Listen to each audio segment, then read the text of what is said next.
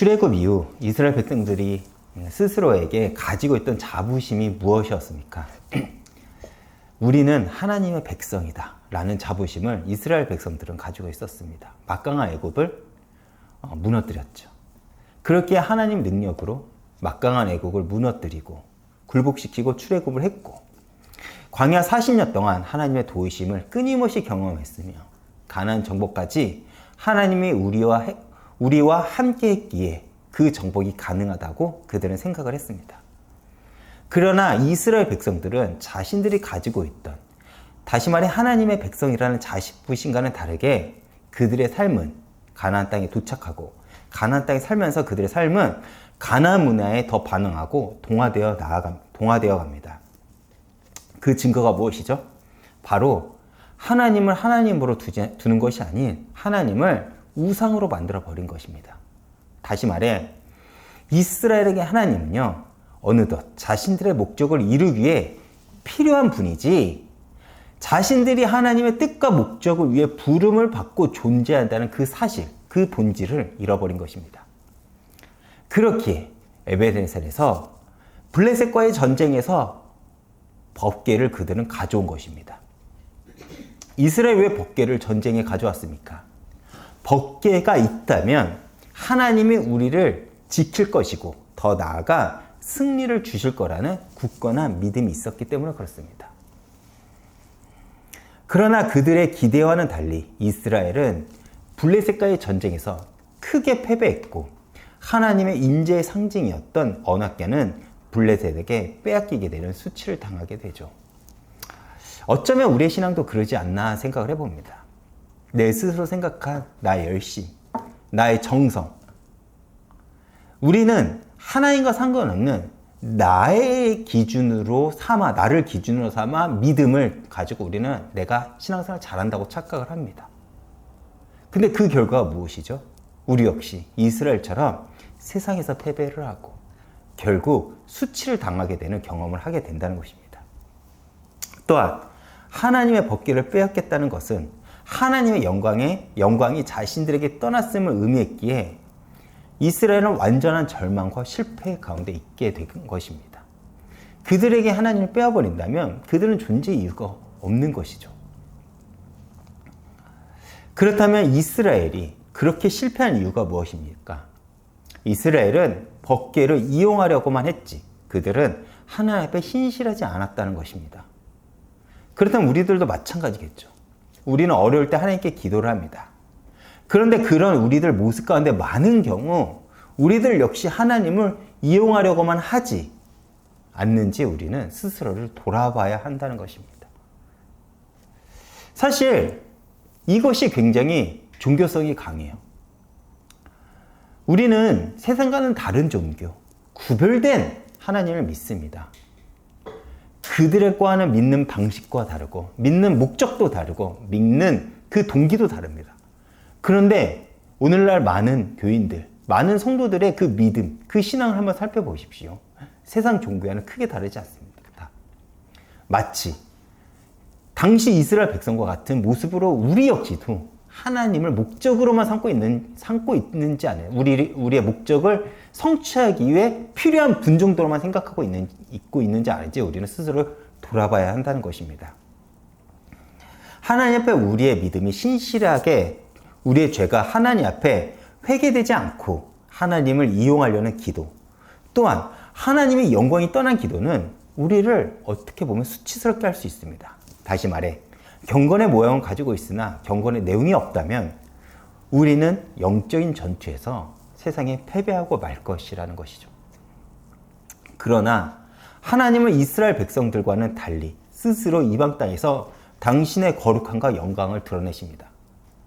우리가 착각하는 게 하나 있어요. 내가 어떻게 해야지 하나님께서 영광을 받겠다.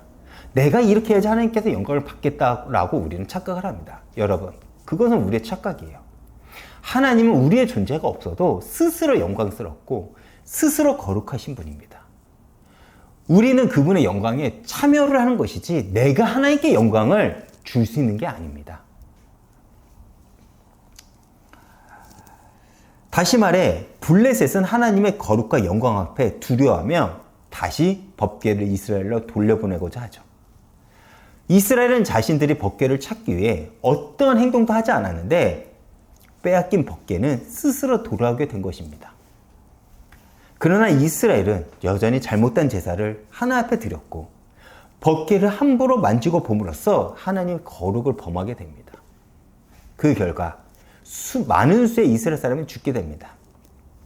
다시 말해 하나님의 영광이 왔는데 베스메스 사람들은 그 하나님의 영광을 수용하지 못하는 것입니다. 그래서 베스메스 사람들의 선택은 무엇입니까?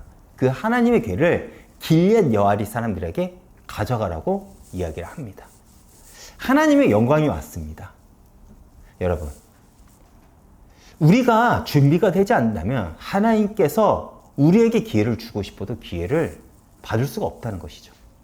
하나님의 영광이 왔는데 그 영광을 감당하지 못해서 그들은 오히려 심판을 당하게 된 것입니다. 하나님께서 임하셨습니다.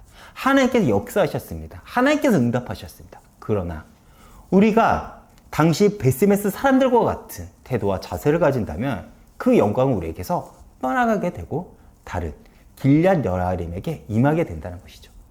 이것이 사실 우리에게는 무서운 이야기입니다.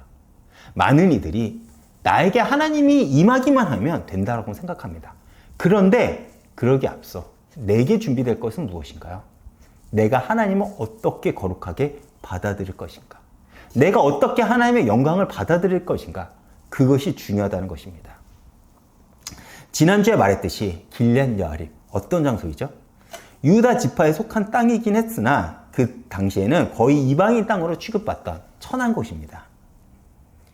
처음에 언약궤를 보고 기뻐했던 이들이 그 법궤로 인하여 블레셋과 같은 심판을 당하자 회개하고 돌이키는 것이 아닌 그 언약궤를 이방인 백성들에게서 거의 이방인 취급받고 있는 그 천한 땅 길앗 여아린 사람들에게 보내버린 것이에요. 다시 말해 블레셋과 같은 선택을 하죠. 이러한 이스라엘의 모습은 오늘날 우리들을 돌아보게 합니다. 오늘날 많은 성도들 역시 어쩌면 당시 이스라엘 백성들과 비슷하게만 느껴지기도 합니다. 많은 이들이 하나님을 믿는다고는 하지만 하나님을 경외하지도 않고 두려워하지도 않습니다. 오히려 그들에게는 이스라엘 백성들처럼 하나님은 나의 소원, 나의 목적을 이루어줄 대상으로만 여길 뿐 하나님이 나의 구주가, 나의 전부가 되지 않는다는 것이죠. 그렇기에 블레셋이 이스라엘과의 전쟁에서 이기며 법궤를 전리품을 빼앗아 그들을 조롱한 것처럼 오늘날 교회 역시 세상 문화에 끌려다니며 조롱을 받고 있는 것이 아닌가 생각을 해보게 됩니다. 왜 교회가 세상에 수치를 당하고 조롱을 받고 있을까요? 하나님의 영광이 임했습니다. 그러나 그 영광을 받아들이지 못한 것이죠. 그렇기에 오히려 하나님의 영광이 동참해야 될 교회가 세상에 수치를 당하게 된 것입니다. 다시 본문으로 돌아가 제가 말씀을 읽어보겠습니다. 1절과 2절을 제가 읽어보겠습니다. 길앗 여아리 사람들이 와서 여호와의 궤를 옮겨 산에 사는 아비나답의 집에 들여놓고 그의 아들 엘리야사를 거룩하게 구별하여 여호와의 궤를 지키게 하였더니 궤가 길앗 여아림에 들어간 날부터 20년 동안 오래 있은지라 이스라엘 온 족속이 여호와를 사모함이라. 아멘. 아까도 얘기를 했듯이 길앗 여아림은 이방 땅으로 취급받던 천한 곳이었습니다. 그러나 오히려 그 길앗 여아람 사람들은요, 이스라엘 지역 그 어떤 곳보다 하나님을 경외하는 이들이 모여 살기도 했죠. 그렇기에 그들은 기쁨으로 하나님의 궤를 가져왔고 그 하나님의 궤를 아비답이라는 한 사람의 집에 놓고 그 아들 엘리야사를 거룩하게 구별하여 하나님의 궤를 지키게 합니다. 저는 이 말씀을 보면서 한 가지 중요한 신앙의 원리를 배우게 됩니다. 하나님의 거룩함과 믿음으로 살아가는 법을 배우지 못하면 하나님의 거룩함, 하나님의 영광은 오히려 우리에게 축복이 되는 것이 아니라 수치를 당하게 된다는 것이에요. 봐보세요. 길앗 여아리 사람들의 한 행동이 뭔지 아십니까? 기쁨으로 하나님의 궤를 자신들에게 가져옵니다. 그리고 그 중에 한 인물의 집에 놓고 그 아들을요, 거룩하게 구별해 놓습니다. 사실 그것이 얼마나 부담스러우니까 봐보세요. 거룩하게 구별한다는 건 뭐냐면 나신으로서 살아간다는 거예요. 뜬금없지 않습니까? 하나님의 괴거니까 난 그냥 일상적으로 살아가는데 갑자기 구별돼서 거룩하게 살아가야 돼요. 불편한 것뿐이죠. 그런데 선택을요, 기쁨으로 받아들였다는 거예요. 그리고 성경은 뭐라고 얘기를 했죠? 오래 있은지라. 무엇이요? 언약궤가요. 하나님이 그들과 함께 오래 있었다는 거예요.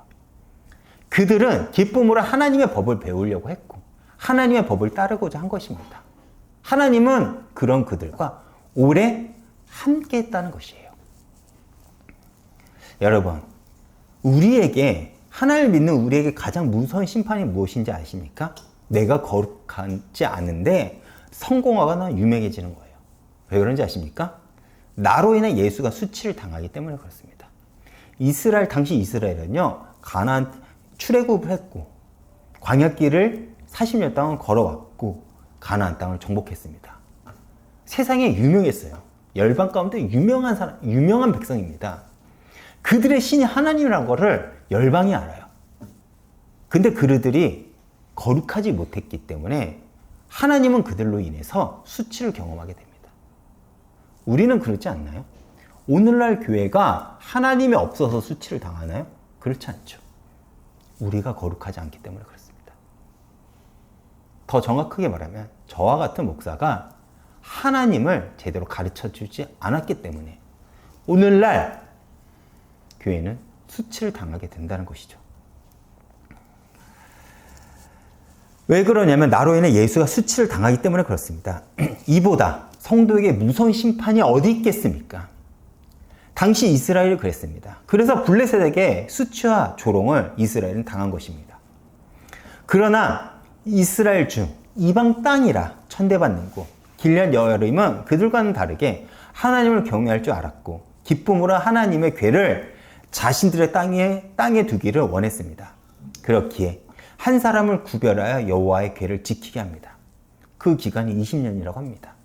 한 집안에 여호와의 상징인 그 언약궤를 둔다는 것이 얼마나 큰 부담이고 얼마나 큰 어려움이겠습니까? 여호와의 궤를 둔다는 것은 나를 정결하게 됩니다. 끊임없이 내 죄를 털어내야 돼요. 끊임없이 내 삶을 정돈해야 되고 일반 사람들처럼 살아갈 수가 없습니다. 왜요? 하나님의 궤는요, 거룩하니까 내가 거룩하지 않으면 나 역시도 죽게 되기 때문에 그렇습니다. 근데 그 기간이 20년이래요. 그 기간, 20년의 시간이 흐르는 동안 이스라엘 백성에게 한 가지 변화가 생기기 시작합니다. 2절 후반부를 제가 읽어보겠습니다. 이스라엘 온 족속이 여호와를 사모하게 됨이라. 우리말로 사모하다 라고 번역된 이 단어는 히브리어로 나하라고 합니다. 그리고 이 단어의 직역을 해서 정확한 의미는 어떤 의미를 가지냐면 신음하다, 몹시 슬퍼하다, 애통하다는 의미를 가집니다. 여기서 우리말로는 사모하다라고 번역을 했지만 사실 더 정확하게 번역을 하면 이렇게 번역하는 게 맞아요. 이스라엘 온 족속이 애통해하다.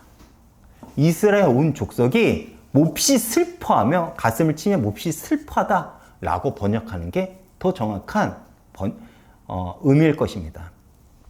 그리고 성경에는 이 말을 신세를 몹시 한탄하거나 과거의 잘못을 깊이 뉘우쳐 크게 울면서 부르짖는 행위를 가리킬 때 이 단어를 사용했습니다.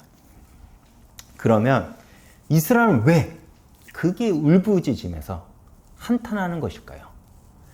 바로 길앗 여아림 지역 사람들은요, 하나님의 은혜를 누리며 살아가는 것과는 다르게 자신들은 하나님의 은혜의 목마름으로 인해 몹시 슬퍼하고 애통하기 시작했다는 것입니다.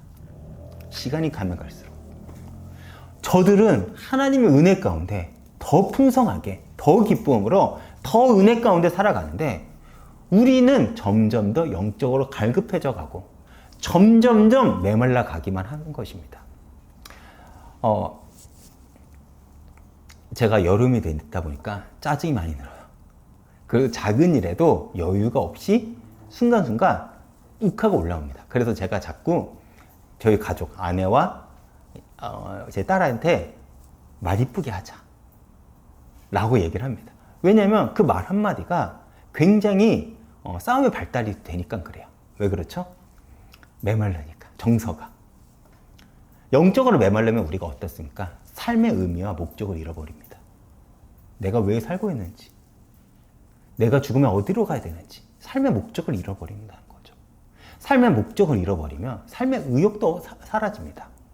내가 열심히 살아갈 이유도 모르고, 이것을 얻어도 내가 기쁨이 기쁨인지도 모릅니다. 이전에는 쾌락이 즐거운데 이젠 그 쾌락도 나에게 즐거움을 주지 못하기 때문에 살아갈 이유와 목적, 그 방향을 잃어버리죠. 영적으로 더 갈급해지고 더 메마르게 됩니다. 그 상태가 이스라엘에게 찾아온 거예요. 그런데 길앗 여아의 사람들은 다른 이스라엘 사람들과는 달리 자신의 기분대로 하나님을 믿는 것이 아니라 하나님의 말씀과 거룩함을 지키며 따랐습니다. 그들이 다른 이스라엘과 다른 건 딱 이거예요. 다른 이스라엘 백성들은요, 자신의 기분대로, 자신의 상황대로, 자신의 입장대로만 하나님을 섬겼습니다. 그렇기에 하나님의 법을 따라 제사를 드리는 것이 아니라 상황에 따라 제사를 드렸고, 하나님의 법을 따라 언약궤를 대한 것이 아니라 자신들의 기분대로 언약궤를 대했습니다.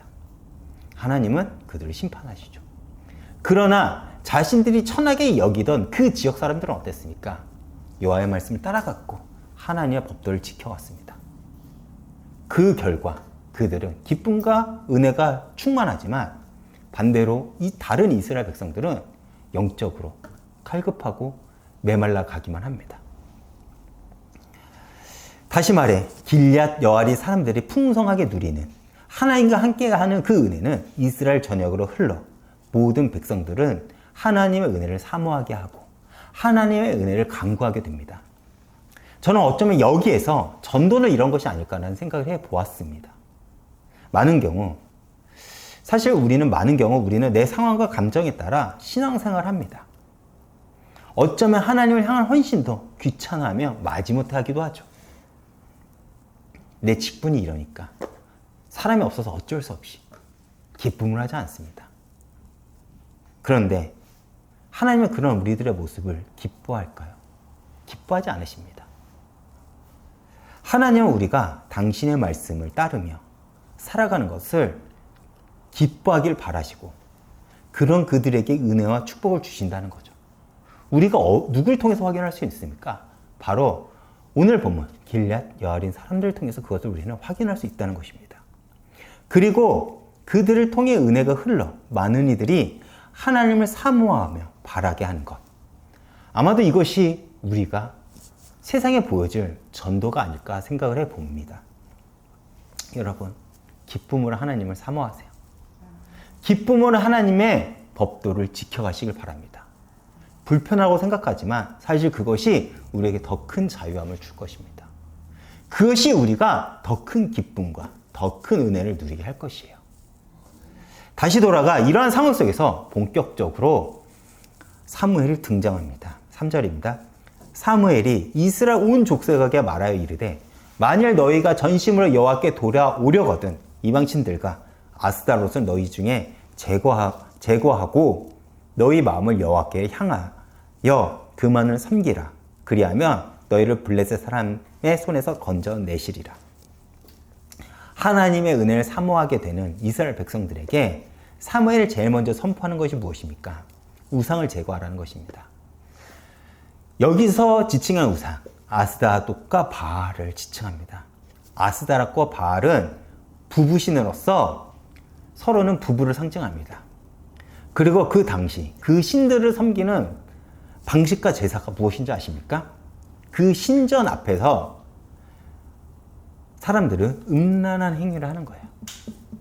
음란한 행위를 할 때 그 음란한 행위가 그 신들을 흥분하게 해가지고 비가 내리게 하고 땅이 적셔짐으로써 풍요가 온다고 그들은 믿었어요. 근데 보세요. 이스라엘 백성이 하나님을 믿었겠죠. 당시에도. 그러니까 언약궤를 신뢰했겠죠. 그런데 하나님을 믿는다고 말하면서 동시에 무엇을 했다? 무엇을 했다는 것을 우리는 추측할 수 있으니까 이렇게 아스도롯과 바알신을 섬겼다는 것을 우리는 추측할 수 있습니다. 이들 역시 그러한 세상 문화 방식에 동조한 것입니다.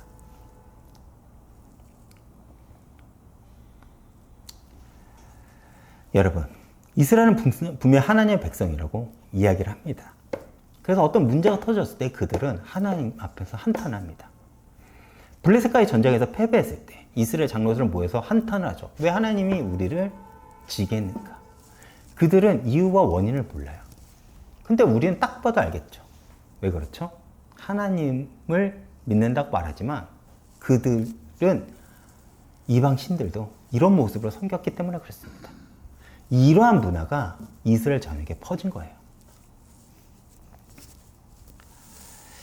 즉 하나님을 향한 그들의 신앙은 어느새 추상적이 되어버렸고 그들의 삶을 지배하는 것은 이미 세상의 가치, 물질적 풍요를 약속하는 이방신들이었습니다. 그 문화가 이스라엘 백성들을 이미 지배하기 시작했어요. 그리고 그들은 하나님만 멋대로 예배하기보다는 이방 신의 요구를 맞추는 것이 더 익숙했을 것입니다. 그렇기에 앞서 우리가 6장에서 본 것처럼 이스라엘은 하나님의 법궤가 왔을 때 율법에 기록한 대로 제사를 드리는 것이 아니라 자신들의 기분과 상황에 맞춰서 예배를 드리는 그 상태까지 되어버린 것입니다. 즉 그들은 하나님의 백성이지만 그들의 실제 삶은 철저하게 바알과 아스다로의 가치를 따르고 살았다는 것입니다. 이것이 블레셋의 영향력 아래 살아가던 이스라엘 백성들의 영적인 상태였다는 것입니다. 어쩌면 오늘날 우리들도 이렇게 신앙생활을 하지 않나 생각을 해봅니다. 우리는 하나님을 믿는다 고백을 하죠. 그러나 많은 경우 하나님은 우리에게 너무 추상적인 개념으로만 받아들이고 우리의 삶은 철저하게 세상의 가치, 더 삶의 무게를 두고 있습니다. 세상의 가치에 더 삶의 무게를 두고 있습니다. 요즘 아무렇지도 않게 요즘도 당시 그 음란함이 판쳤던 것처럼 오늘날에도 교회 안에 이 음란함이 들어와 버립니다. 목사들이 자기를 그렇게 하는 것을 거리낌은 없어요. 내가 쾌락에 중독되는 것을 거리낌이 없어 한다니까요. 그래서 오늘날 교회가 수치를 당합니다. 나를 하나님의 거룩함으로 세우려고 하는 것이 아니라 이러한 모습들을 굉장히 자연스럽게 받아들인다는 것입니다. 세상은 그렇다고 쳐요. 여러분, 세상이 언제 거룩한 적이 있습니까? 세상은 거룩한 적이 없어요. 그런데 교회는 거룩해야죠. 교회는 거룩함으로써 그들에게 빛과 소금으로서 그 역할을 감당해야 되지 않을까요? 그런데 교회 안에 그 거룩함은 사라지고 마치 이스라엘에 그 바알의 문화가 들어온 것처럼 교회 안에 세상의 문화가 들어와 버린 것입니다. 물질을 쫓는 문화, 음란함을 쫓는 문화, 쾌락을 쫓는 문화, 육신의 즐거움을 쫓는 문화가 교회에 들어와 버린 거예요. 그런데 세상을 따르면 따를수록 우리가 마주한 실존은 무엇입니까? 채워도 만족이 안 되고 더 갈급해진다는 것입니다. 이스라엘 역시 더 갈급해지기에 은혜에 목말라 애통하게 되는 것입니다.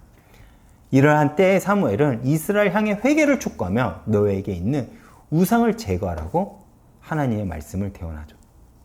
여러분, 우리가 전심으로 하나님께 나아간다는 것은 무엇을 의미하는 것일까요? 물론 예배를 드리고 성경을 보고 기도를 한다. 이런 의미가 있습니다. 그러나 더 중요한 것은 무엇이냐? 내가 하나님께 나아가는데 방해한 것을 제거한다. 버린다라는 의미도 같이 있는 것입니다. 그렇게 하나님은 언제든지 새롭게 시작할 때는요, 과거의 것을 잘라내십니다. 아브라함이 그랬고요. 교회의 시작을 할 때 그랬습니다. 왜요? 그것을 버리지 못하면 새롭게 시작할 수가 없으니까. 그것을 잘라내지 않으면 하나님께 나아갈 수 없으니까. 하나님은 언제든지 그렇게 시작을 한다는 것입니다. 즉, 우리가 하나님 앞에 나아갈 때 가장 먼저 되는 조건은 내게 있는 죄를, 내가 붙잡고 바라보고 있는 우상을 먼저 제거해야 한다는 것입니다. 이것이 전심으로 주님 앞에 나아간다는 것입니다. 사실 하나님을 믿는다, 진심으로 하는 자들은 많습니다. 그런데 전심으로 하는 자는 적죠. 여러분, 우리는 단지 은혜를 사모함만으로는 안 됩니다. 내게 있는 우상을 제거해야 내 삶에 하나님의 통치가 임합니다. 그런데 우리의 신앙의 문제는 언제나 마음만 있다는 것입니다. 우리는 사모하는 마음에서 더 나아가 끊임없이 내 안에 있는 우상을 제거하고 날마다 전심으로 주님 앞에 나아가는 싸움, 그것을 가리켜 우리는 성화, 신앙생활이라고 합니다.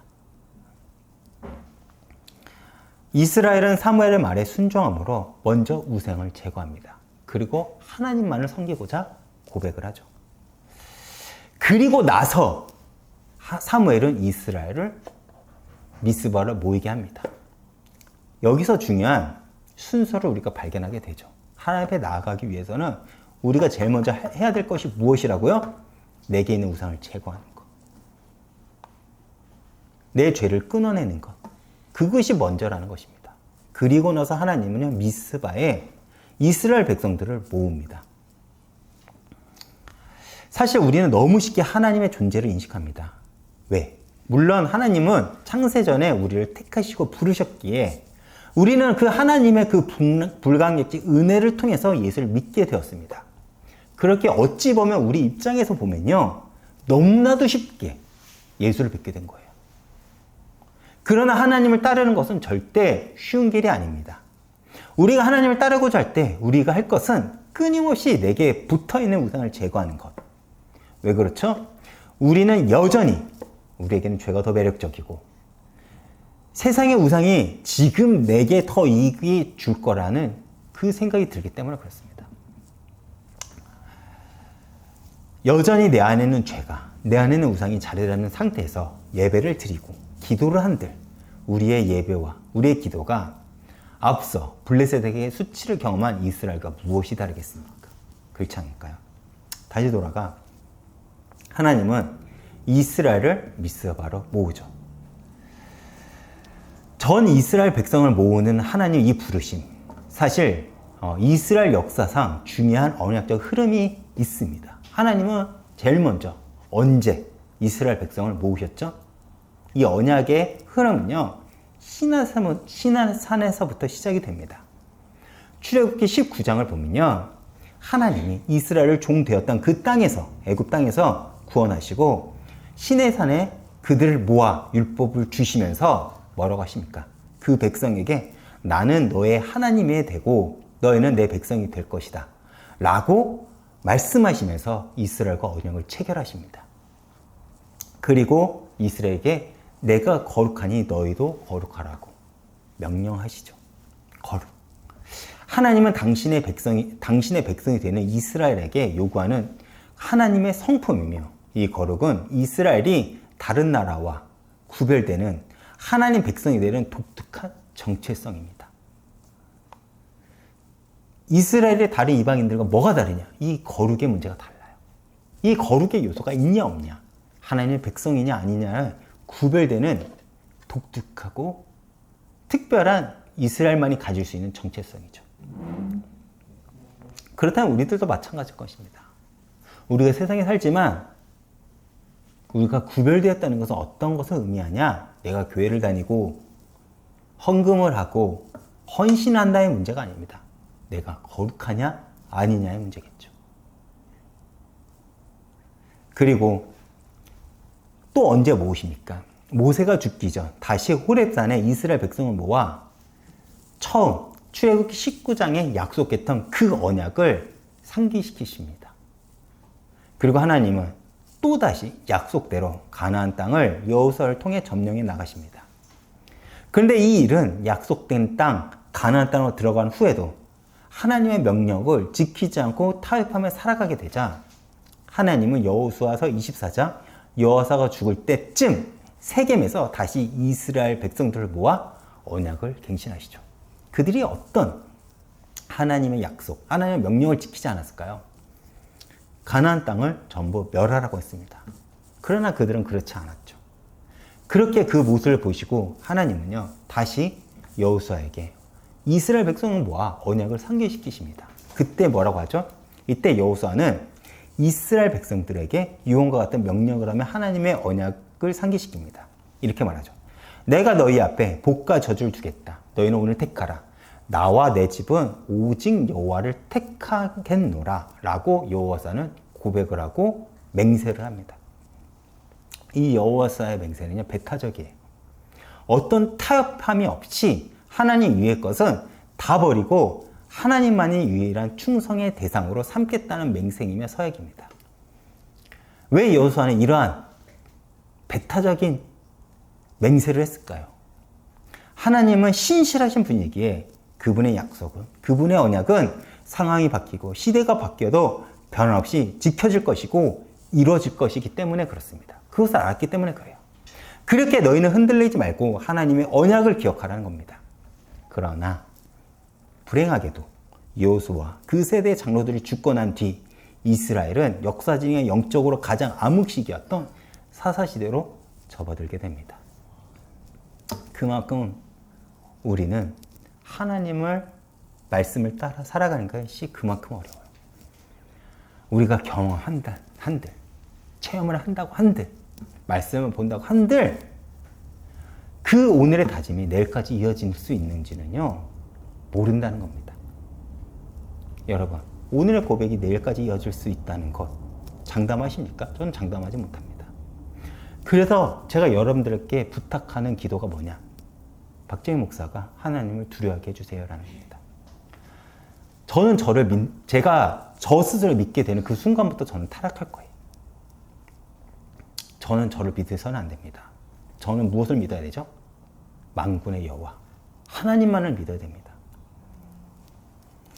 다시 돌아가, 그러나 하나님은 다시 한번 미스바로 백성들을 모으시고 언약을 갱신하고자 하십니다. 그 과정에서 미스바에서는 회개가 더해집니다. 여러분, 회개는 무엇일까요? 성경에서 말하는 회개는 완전한 돌이킴입니다. 완전한 돌이킴이에요. 그러기 위해서 반드시 해야 할 것은 내게 있는 우상을 제거해야 됩니다. 그래야 하나님께 우리는 향해 갈 수 있습니다. 지금까지 이스라엘은 그동안 하나님의 뜻대로 하나님을 자신들의 뜻대로 움직일 수 있다고 생각을 했어요. 그래서 이스라엘은 하나님을 방법으로 사용하고 자신들의 목적과 자신들의 운명은 자신들이 선택할 수 있다고 그들은 생각을 했습니다.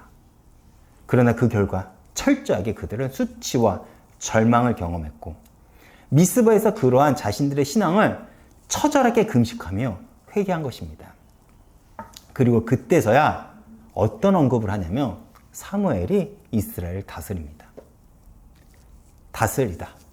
원어로 샤파트라고 하는데 이 단어의 정확한 의미는 심판하다, 판결하다는 의미를 가져요.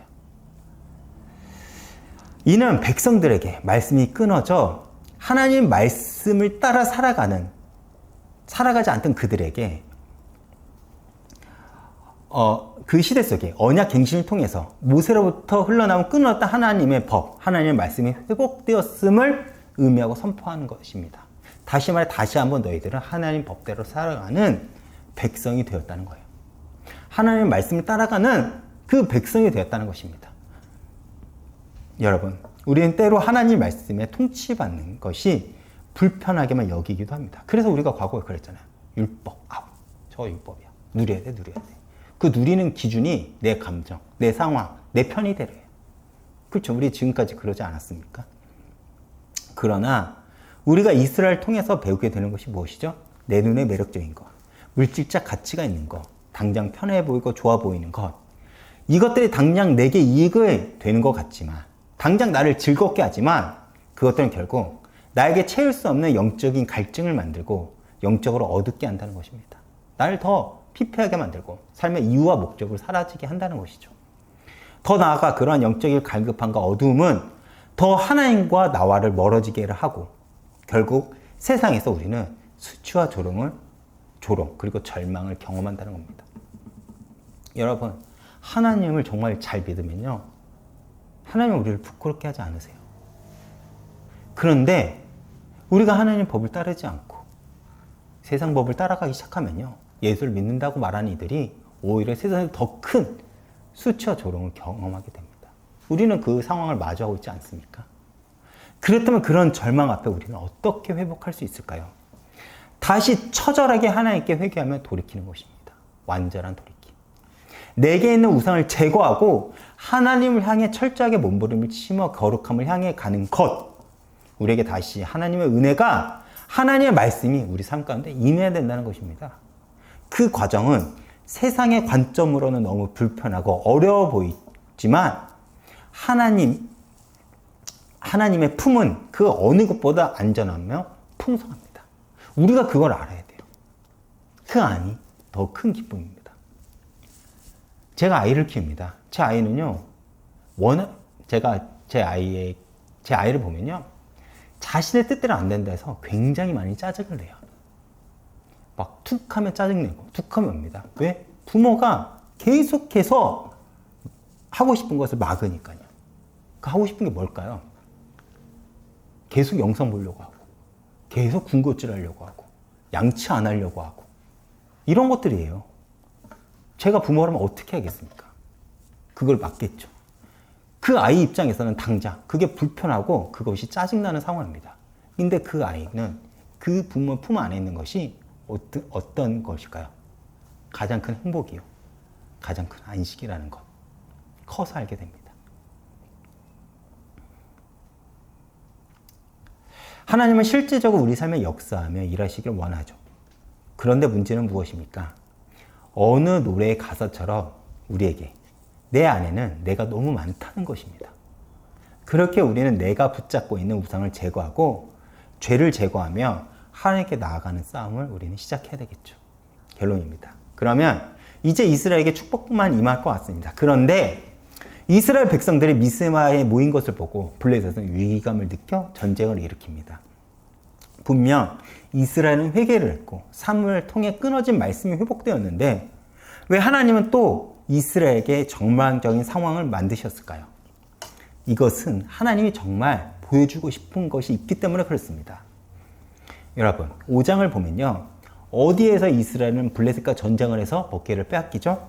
에베네셀입니다.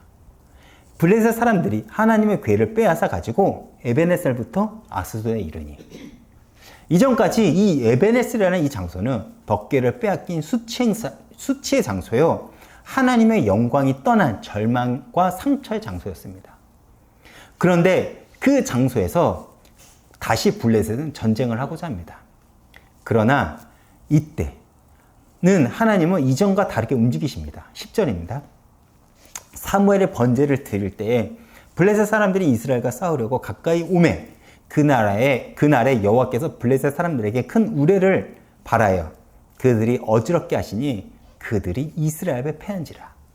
여기서 이스라엘의 한 행동은 회개고 제사를 드리는 것밖에 없습니다. 그렇죠.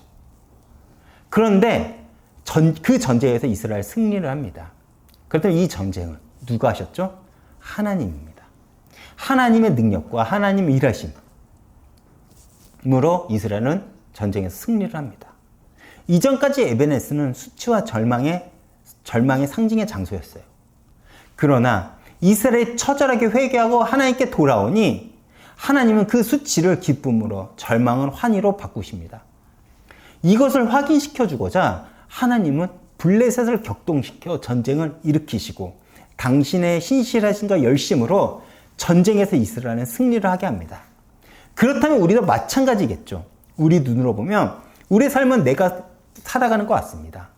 그래서 세상에서 알려준 대로 세상 방법을 따라 열심히 살아가려고 몸부림을 치지만 그렇게 아무리 우리가 세상 방법으로 노력을 하고 몸부림을 쳐도 도저히 우리는 세상을 넘어서지 못하고 더 나아가 종노릇만 하는 것 같습니다. 어디서 잘못된 것일까요? 바로 하나님을 향한 우리의 신앙이 틀어졌기 때문에 그렇습니다. 하나님은 우리가 다시 당신께 돌아오길 바랍니다. 어떻게요? 내가 붙잡고 의지하는 우상을 제거하고 죄를 제거함으로써 거룩함으로 가지고 돌아오길 바라십니다. 그리고 전심과 순전함으로 당신을 바라보고 당신만을 원하시길 바라요. 왜요? 우리에게 승리를 주기 원하니까. 우리 삶의 에베네셀, 하나님이 여기까지 도우셨다라는 그 고백을 하게 하기 위해서입니다. 우리는 법궤를 빼앗긴 이 사건을 넘어 오늘 이 미스바 사건을 통해 확인하게 되는 것이 무엇입니까? 하나님이 주인이고 하나님께 모든 것을 맡게 된다는 것입니다. 우리는 복음으로 충분하다. 우리는 이 고백을 하죠. 너무나도 쉽게 합니다. 그런데 이 말의 의미가 무엇인지 아십니까? 복음으로 충분하다는 것입니다. 거기에는 다른 것이 들어올 틈이 없다는 거예요. 정말 복음으로 충분하다는 것입니다. 그래서 집요하게 하나님은 우리 인생에 간섭하시고 결국 고집스러운 우리에게 항복을 받아내십니다. 그리고 여기까지 하나님이 도우셨다. 즉 에베네셀의 고백을 하게 하시죠. 그리고 그 고백이 나에게 있다면 우리는 어떤 인생을 살아왔든지 어떤 수치를 당했든지 어떤 고통을 당했든지 간에 그 인생은 결국 성공한 인생이요. 승리의 인생이 된다는 것입니다. 하나님이 인정하는 그 인생이 된다는 것이죠. 여러분, 왜 하나님이 좋으신 하나님인지 아십니까? 결국 우리의 아픔을 기쁨으로 바꿔주시는 분이기 때문에 그렇습니다. 오늘의 절망을 환희로 바꿔주시는 분이기 때문에 좋으신 하나님이라고 해요. 그렇기에 우리가 이 자리에 있는 것은 하나님의 은혜라는 것 아시길 바랍니다. 그렇게 우리의 삶에 에베네셀의 흔적을 만드시길 바랍니다. 그것이 신앙생활이라고 합니다. 그렇게 여러분들 삶에 하나님의 이야기를 만들며 한 주간도 에베네셀의 고백이 여러분 삶에 있기를 축원드리겠습니다. 이번 주 찬양은 전부 제가 굉장히 좋아하는 찬양이에요. 근데 오늘 말씀에 이 찬양을 제가 꼭 넣고 싶었어요. 이스라엘은 수많은 민족 중 하나님 택하시고 부르신 하나님의 백성입니다. 비록 그들이 순간순간 이방신을 따라가더라도 하나님은 이스라엘을 포기하지 않으시고 그들을 붙잡고 결국 에베네셀의 고백을 하게 하십니다. 이스라엘은 하나님이 전부가 됩니다. 우리도 마찬가지겠죠. 하나님은 수많은 이들 중 나를 택하고 부르셨습니다. 사실 우리 역시 세상에서 즐거움과 안식을 찾고자 하지만 하나님은 우리를 포기하지 않으시고 마침내 우리의 인생 가운데 에베네셀의 고백을 하게 하십니다. 그리고 주님은 우리의 전부가 되시죠. 그리고 주님은 당신을 나의 자랑, 나의 기쁨으로 만드실 것입니다. 그렇기에 우리는 내게 있는 우상을 제거하고 죄를 끊어내고 주님께 돌이키는 싸움을 시작해야 됩니다. 우리의 그 몸부림은 하나님을 기쁘게 할 것이고 블레셋에서 승리를 하게 하신 것처럼 우리 역시도 세상에서 승리와 기쁨을 주실 것입니다. 나의 전부가 되시는 하나님을 고백하며 오늘도 이 찬양을 통해 큰 은혜 받길 바라겠습니다.